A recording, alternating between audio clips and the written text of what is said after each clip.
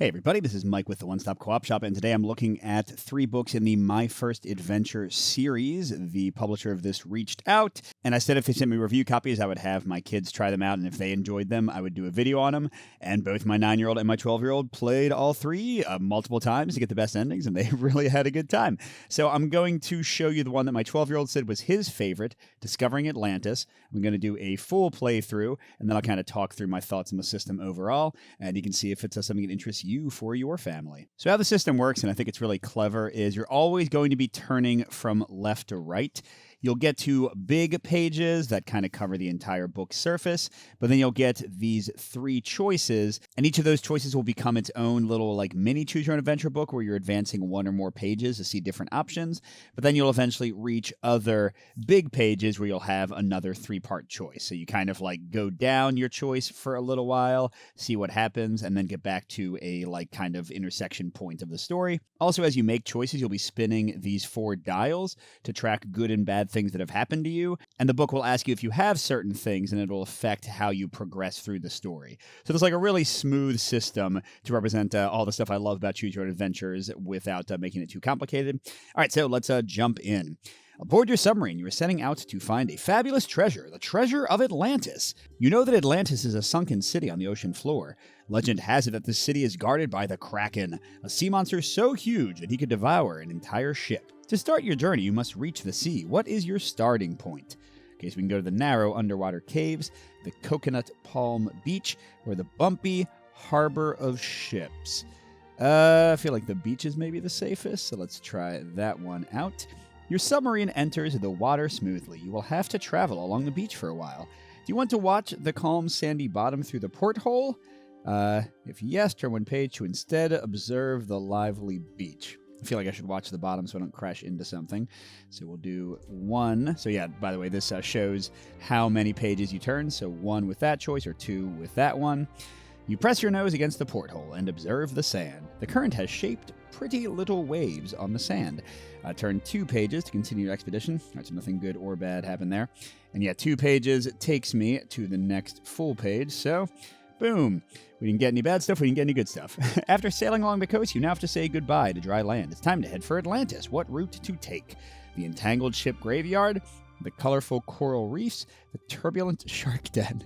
I guess the coral reefs sound like this. Well, maybe I'll find something cool in the ship graveyard. Okay, we'll try the ship graveyard. You are soon surrounded by large, spooky shapes. This is the wreckage of 1,000 ships. Are you aboard the Manta? No, I'm not. See, so that's something that could have happened from another choice. So I'm going to turn 2 pages. You navigate between the masts of the strange underwater museum. Amidst these ships from all ages, you spot a redfish that twists and turns between the obstacles. It uses large fins to find its direction. That's really effective. You decide to use this idea to upgrade your submarine. Okay, add fins to the yellow disc. Awesome. So yeah, so now I rotate that to show that it's there, so I don't have to actually remember anything or write anything down. Like I said, a smooth little system. Oh, and here we go. At last, you're out on the open sea. You no longer hear the seagulls cry, and the ocean stretches out before you. The journey will be long, but your submarine has been through worse. How will you try to travel? Swimming on the surface, swimming through the midwater, diving into the great depths. We've got the fin. Maybe that'd be better for like the midwater, although I see the jellyfish. The depths definitely sounds deadly. Okay, let's try the middle. I don't even know if I'll find Atlantis here. As you're moving through the water, a huge silhouette appears in your path and draws your attention. Are you aboard the Swordfish? No. Not aboard any cool ship. Okay. The mysterious shape twists and turns in all directions as you draw near, but despite all your efforts, you can't keep up with it. Oh, wait a second, everybody. I'm dumb. I was about to say I never picked a ship. So I guess since I didn't pick the Swordfish or the Manta, I'm going to pick the Behemoth. Oh, man, here we go. You see the first traces of a city, but a menacing shadow looms over the ocean floor. Oh, man, there's like 20,000 leagues under the sea. You'll have to reach the ruins without being spotted. How will you do it? Move through the thick seaweed forest. Try to hide yourself in the sand dunes. Well, I'm giant. Doesn't seem like it'll work. Pass through the active lava vents.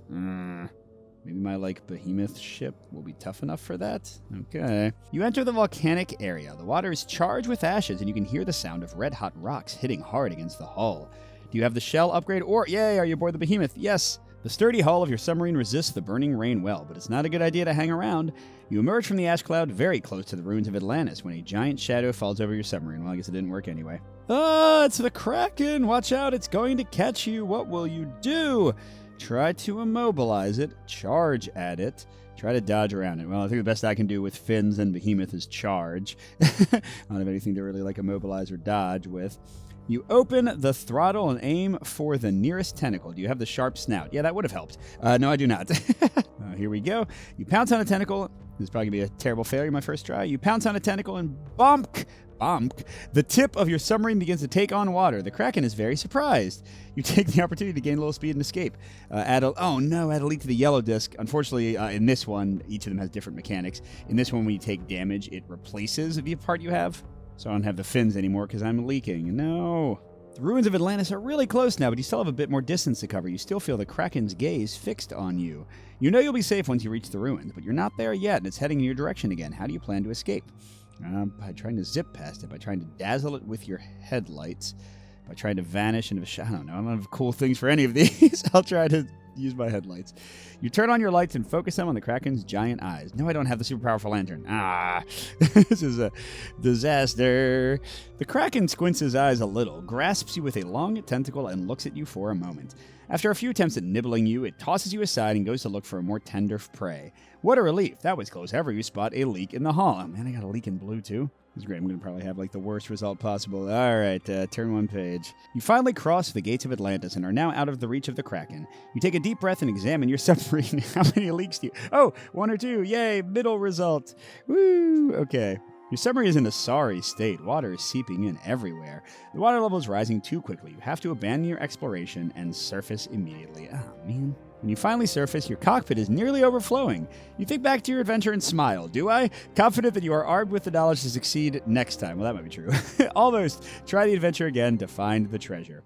And yeah, so that's how it goes. I could play this one again and try out different paths, try to find ways to get better upgrades, and then use them to face the Kraken more successfully. So yeah, what do I think? Well, again, it doesn't really matter what I think because I'm not recommending that adult gamers necessarily dive into these, although I have honestly had fun playing them. I'm just kind of a choose-your-own-adventure nut. I've been playing them since I was 10 years old. But if you have kids around the same ages as mine, I would say maybe as low as 8 years old, depending on how well they read or if you read them with them, and then up to probably, my 12-year-old is maybe 13, I would say, not too much older than that. I think they might really enjoy these. My kids, again, devoured them, did every single book, multiple plays until they got the best ending in each.